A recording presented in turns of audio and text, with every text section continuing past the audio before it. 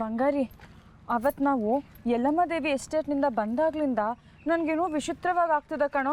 ಆ ಎಸ್ಟೇಟ್ನಲ್ಲಿ ಒಂದು ಚಿತ್ರ ನೋಡಿದ್ವಲ್ಲ, ಅದು ಕನ್ಸಲ್ಲೆಲ್ಲ ಬರುತ್ತೆ. ಒಂದೊಂದು ಸರ್ತಿ ಎದುರಿಗೆ ಬಂದಂಗೆ ಆಗುತ್ತೆ. ಎದುರಿಗೆ ಬಂದಂಗೆ ಆಗುತ್ತೆ, ಆದರೆ ಎದುರಿಗೆ ಬರಲ್ಲ ಅಲ್ವಾ? ಆಗ ನಿನಗೇನು ಅನಿಸುತ್ತೆ? ವಿಚಿತ್ರ ಅನಿಸುತ್ತಲ್ವಾ? ನೀನು ಒಬ್ಬೊಬ್ಬಳೇ ಮಾತನಾಡ್ಕೊತಿರ್ತೀಯಲ್ಲ, ಆಗಲೂ ನನಗೆ ವಿಚಿತ್ರ ಅನಿಸುತ್ತೆ. ಆದರೆ ಇಷ್ಟು ದಿವಸ ನಾನು ಒಬ್ಬಳೇ ಮಾತಾಡ್ತಿದ್ದೆ, ಅವಳು ಸುಮ್ಮನೆ ಕೇಳಿಸ್ಕೊಳ್ತಿರೋಳು. ಆದರೆ ಈಗ ಅವಳು ಏನೇನೋ ಹೇಳ್ತಿರ್ತಾಳೆ, ನಾನೆಲ್ಲ ಕೇಳಿಸ್ಕೊತೀನಿ. ಏನಂತಾಳೆ ಎಲ್ಲಮ್ಮನವರು? ಸಮಯ ಕಮ್ಮಿ ಇದೆ, ಸಮಯ ಕಮ್ಮಿ ಇದೆ ಅಂತ ಹೇಳ್ತಿರ್ತಾಳೆ. ಏನು ಸಮಯ ಕಮ್ಮಿ, ಯಾಕೆ ಸಮಯ ಕಮ್ಮಿ ಅಂತ ಮಾತ್ರ ಹೇಳಲ್ಲ. ಜಾಗೃತಳಾಗು ಅಂತ ಹೇಳಿ ಮಾಯ ಆಗ್ಬಿಡ್ತಾಳೆ. ಅಷ್ಟೊತ್ತಿಗೆ ಎಚ್ಚರ ಆಗ್ಬಿಡುತ್ತೆ. ಹೌದಾ? ದೇವಸ್ಥಾನದ ಉತ್ಸವಕ್ಕೆ ಇನ್ನು ಸ್ವಲ್ಪನೇ ದಿನ ಇರೋದಲ್ವಾ, ಅದಕ್ಕೆ ನೀನು ಬೈಕೊಂಡು ಓಡಾಡಬೇಡ, ದೇವಸ್ಥಾನದ ಕೆಲಸ ಕಾರ್ಯಗಳಲ್ಲಿ ಜಾಗೃತಳಾಗಿ ಓಡಾಡು ಅಂತ ಹೇಳ್ತಿರ್ಬೇಕು.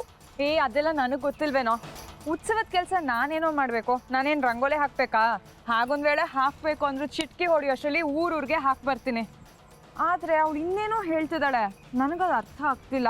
ನಮ್ಮ ಮಹಾತಾಯಿನ ಬೈದಾಗೆ ಎಲ್ಲಮ್ಮನ ಬೈಬೇಡ್ವೆ, ಅವಳು ನೋಡ್ದಕ್ಕಷ್ಟೇ ಭಯ ಆಗುತ್ತೆ. ಅವಳು ಮನ್ಸು ಮಾಡಿದ್ರೆ ಇಡೀ ಜಗತ್ತನ್ನೇ ಗೆಲ್ಲಬಹುದು ಅಂತ ನಮ್ಮಮ್ಮ ಹೇಳ್ತಿದ್ರು ಎಲ್ಲಮ್ಮನ ಮಹಿಮೆನ.